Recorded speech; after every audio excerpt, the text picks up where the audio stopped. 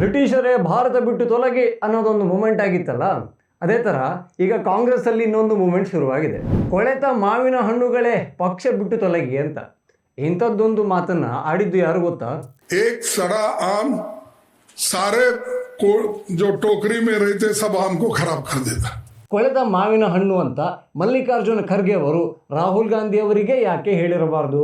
ಈ ಹುಳಿ ಮಾವು, ಸಿಹಿ ಮಾವು, ಈ ಥರದ್ದು ಸಾಕಷ್ಟು ಮಾವುಗಳನ್ನು ನಾವು ಕಾಂಗ್ರೆಸ್ಸಲ್ಲಿ ಒಂದು ಕ್ಯಾಟಗರಿ ಥರ ನೋಡಬಹುದು. ಸೋನಿಯಾ ಗಾಂಧಿ ಅವರು ಈಗ ಮಲ್ಲಿಕಾರ್ಜುನ ಖರ್ಗೆ ಅವರ ಪ್ರಕಾರದಲ್ಲಿ ಯಾವ ಮಾವಾಗಿರಬಹುದು? ಪ್ರಿಯಾಂಕಾ ವಾಡ್ರಾ ಅವರು ಯಾವ ಮಾವಿನ ಹಣ್ಣು ಆಗಿರ್ಬೋದು? ಇದು ಅವ್ರೇನಾದರೂ ಕ್ಯಾಟಗರಿ ಕೊಡ್ತಾರ? ಕೊಳೆತ ಮಾವು ಅಂತ ಶಶಿ ತರೂರ್ಗೆ ಹೇಳಿದ್ರ ಸಾಧ್ಯತೆಗಳಿದಾವೆ. ಈ ಕಾಂಗ್ರೆಸ್ ಅನ್ನೋದನ್ನ ಒಂದು ಮರ ಅಂತ ತಗೊಂಡ್ರೆ ಒಂದು ಕಾಲದಲ್ಲಿ ಆ ಮರ ಹೆಂಗಿತ್ರಿ, ಆಹಾ ಹಾ ಹಾ. ಈಗ ಮಾವಿನ ಹಣ್ಣಿನ ಸೀಸನ್ ಅಲ್ಲ, ಆದರೂ ಕೂಡ ಮಲ್ಲಿಕಾರ್ಜುನ ಖರ್ಗೆ ಅವರಿಗೆ ಮಾವಿನ ಹಣ್ಣು ನೆನಪಾಗಿದೆ, ಅದರಲ್ಲೂ ಕೂಡ ಕೊಳೆತ ಮಾವಿನ ಹಣ್ಣು. ಜೈ ಶ್ರೀರಾಮ್. ನಾನು ಅಜಿತ್ ಬೋಪ್ನಹಳ್ಳಿ.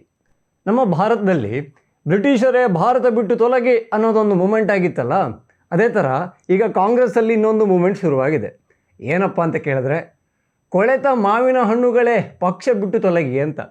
ಇಂಥದ್ದೊಂದು ಮಾತನ್ನು ಆಡಿದ್ದು ಯಾರು ಗೊತ್ತಾ? AICC ಅಧ್ಯಕ್ಷರಾದ ಶ್ರೀಮಾನ್ ಮಲ್ಲಿಕಾರ್ಜುನ ಖರ್ಗೆ ಅವರು.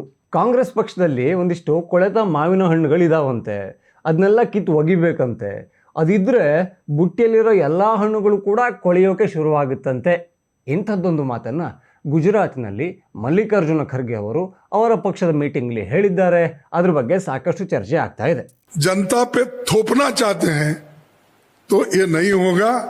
अगर ऐसे लोग हैं, मुकुल जी, आप और ऑर्गेनाइजिंग सेक्रेटरी मिलके फौरन ऐसे लोगों को निकाल दो, क्योंकि एक सड़ा आम सारे को जो टोकरी में रहते सब आम को खराब कर देता.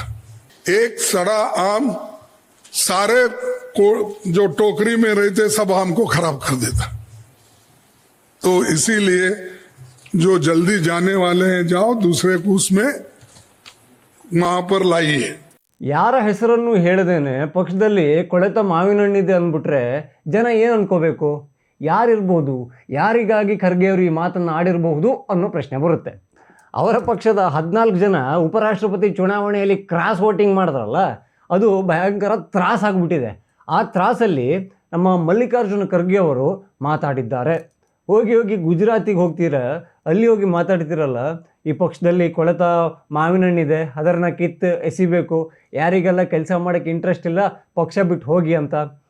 ಆ ಕ್ರಾಸ್ ವೋಟಿಂಗ್ ಆಗಿದ್ದು ಅವರಿಗೆ ಅರ್ಥ ಆಯಿತು. ನಾವು ಮಾಡ್ತಾ ಇರೋ ವೋಟ್ ಚೋರಿಯಲ್ಲಿ ಅದರಲ್ಲಿ ಸ್ಟಫ್ ಇಲ್ಲ, ನಮ್ಮ ಪಕ್ಷದವರೇ ನಮ್ಮನ್ನು ಒಪ್ಕೊಳ್ತಾ ಇಲ್ಲ, ನಮ್ಮದೇ ಕ್ಯಾಂಡಿಡೇಟನ್ನು ಬೆಂಬಲಿಸ್ತಾ ಇಲ್ಲ, ಇನ್ನು ರಾಹುಲ್ ಗಾಂಧಿ ಅವ್ರನ್ನ ಸ್ವೀಕಾರ ಮಾಡ್ತಾರಾ ಅಂತ ಯೋಚನೆ ಆಗಿದೆ.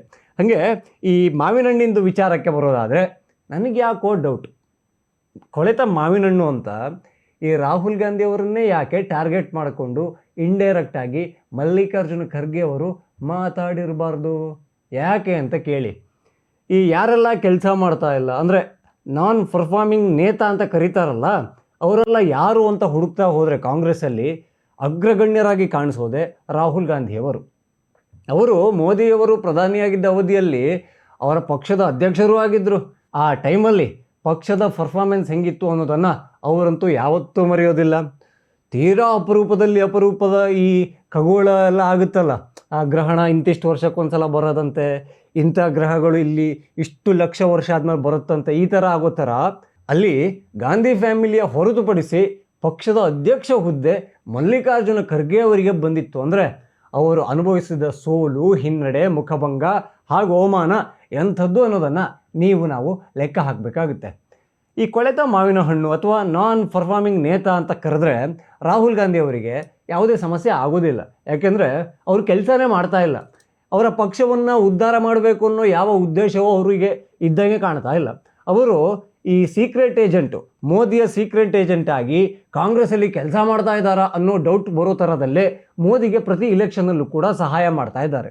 ಈಗ ಅವರನ್ನೇ ದೃಷ್ಟಿಯಲ್ಲಿಟ್ಕೊಂಡು ಕೊಳೆತ ಮಾವಿನ ಹಣ್ಣು ಅಂತ ಮಲ್ಲಿಕಾರ್ಜುನ ಖರ್ಗೆ ಅವರು ರಾಹುಲ್ ಗಾಂಧಿ ಅವರಿಗೆ ಯಾಕೆ ಹೇಳಿರಬಾರ್ದು? ಹೇಳಿದ್ರಲ್ಲಿ ತಪ್ಪಿದೆಯಾ? ಖಂಡಿತ ಇಲ್ಲ. ಒಂದು ವೇಳೆ ರಾಹುಲ್ ಗಾಂಧಿ ಅವರನ್ನೇ ನೀವು ತಲೆಯಲ್ಲಿಟ್ಕೊಂಡು ಹೇಳಿದ್ದಿದ್ರೆ ನಿಮ್ಮ ಮಾತಿಗೆ ನನ್ನ ಬೆಂಬಲ ಇದೆ. ಹಾಗೆ ಈ ಕೊಳೆತ ಮಾವಿನ ಹಣ್ಣು ಅಥವಾ ಈ ಹುಳಿ ಮಾವು, ಸಿಹಿ ಮಾವು ಈ ಥರದ್ದು ಸಾಕಷ್ಟು ಮಾವುಗಳನ್ನು ನಾವು ಕಾಂಗ್ರೆಸ್ಸಲ್ಲಿ ಒಂದು ಕ್ಯಾಟಗರಿ ಥರ ನೋಡಬಹುದು. ಈಗ ನಾನು MP ಇಲೆಕ್ಷನಿಗೆ ನಿಲ್ಲಲ್ಲ ಅಂತ ರಾಯಬರೇಲಿಯಲ್ಲಿ ನಿಲ್ಲಬೇಕಿದ್ದ ಸೋನಿಯಾ ಗಾಂಧಿಯವರು ಈಗ ಮಲ್ಲಿಕಾರ್ಜುನ ಖರ್ಗೆ ಅವರ ಪ್ರಕಾರದಲ್ಲಿ ಯಾವ ಮಾವಾಗಿರಬಹುದು? ತೋತಾಪುರಿ ಆಗಿರ್ಬೋದ? ಗೊತ್ತಿಲ್ಲ. ಹಾಗೆ ಅವರ ಮಗಳು ಅಂದರೆ ಕಾಂಗ್ರೆಸ್ ಪಕ್ಷದ ಸಾಮಾನ್ಯ ಕಾರ್ಯಕರ್ತೆ ಪ್ರಿಯಾಂಕಾ ವಾಡ್ರಾ ಅವರು ಯಾವ ಮಾವಿನ ಹಣ್ಣಾಗಿರ್ಬೋದು? ಇದು ಅವರೇನಾದರೂ ಕ್ಯಾಟಗರಿ ಕೊಡ್ತಾರಾ ಮಲ್ಲಿಕಾರ್ಜುನ ಖರ್ಗೆ ಅವರು, ಅಥವಾ ಅವರು ಕೂಡ ಕೊಳೆತ ಮಾವಿನ ಹಣ್ಣಿನೊಳಗೆ ಬರ್ತಾರಾ ಅನ್ನೋದನ್ನ ಹೇಳಬೇಕಾಗುತ್ತೆ. ಮೋಸ್ಟ್ಲಿ ಶಶಿ ತರೂರ್ ಬಗ್ಗೆ ಒಂದು ವಿಶೇಷವಾದ ಅನುಮಾನ ಕಾಂಗ್ರೆಸ್ ಪಕ್ಷಕ್ಕೆ ಶುರುವಾದಂಗಿದೆ. ಪಕ್ಕ ಅವರೇ ಕ್ರಾಸ್ ವೋಟಿಂಗ್ ಮಾಡಿದ್ದು, ಅವ್ರ ಜೊತೆಗೆ ಇನ್ನೊಂದು 13 ಜನರ ಹೆಸರು ತೆಗಿಬೇಕಷ್ಟೇ ಅನ್ನೋ ಅರ್ಥದಲ್ಲಿ ಓಡಾಡ್ತಾ ಇದ್ದ ಹಾಗೆ ಕಾಣ್ತಾ ಇದೆ. ಹಾಗಾಗಿ ಕೊಳೆತ ಮಾವು ಅಂತ ಶಶಿ ತರೂರ್ಗೆ ಹೇಳಿದ್ರೆ ಸಾಧ್ಯತೆಗಳಿದ್ದಾವೆ. ಯಾಕೆ ಅಂತ ಕೇಳಿ, ಅವರು ಯಾವ್ದು ಸರಿಗಿದೆಯೋ ಅದು ಸರಿ ಅಂತಾರೆ, ತಪ್ಪೇನಿದೆಯೋ ತಪ್ಪು ಅಂತಾರೆ. ಮುಂಚಿನಿಂದಲೂ ಕೂಡ ಅವರು ಕಾಂಗ್ರೆಸ್ಸಲ್ಲೇ ಒಂದು ವಿಶೇಷವಾದ ವ್ಯಕ್ತಿತ್ವವನ್ನು ಹೊಂದಿರುವ, ಗಾಂಧಿ ಫ್ಯಾಮಿಲಿಗೆ ಜಿ ಹುಜೂರ್ ಅಂತ ಬೆಂಡಾಗದೆ ಬದುಕ್ತಾ ಇರೋ ಒಬ್ಬ ಮನುಷ್ಯ. ಅವ್ರು ಬೇರೆ ಈ ಪಲಾಗಾಮ್ದು ದಾಳಿ ಆದಮೇಲೆ ಆಪರೇಷನ್ ಸಿಂಧೂರ ಆಯ್ತಲ್ಲ, ಕೌಂಟರ್ ಅಟ್ಯಾಕ್ ಬಗ್ಗೆ ಬೇರೆ ಬೇರೆ ದೇಶಗಳಿಗೆ ಹೋಗೋಕ್ಕೆ ಮೋದಿ ಅವರು ಕಳಿಸ್ಕೊಟ್ಟಾಗ ಖುಷಿಯಿಂದ ಹೋಗಿದ್ರು.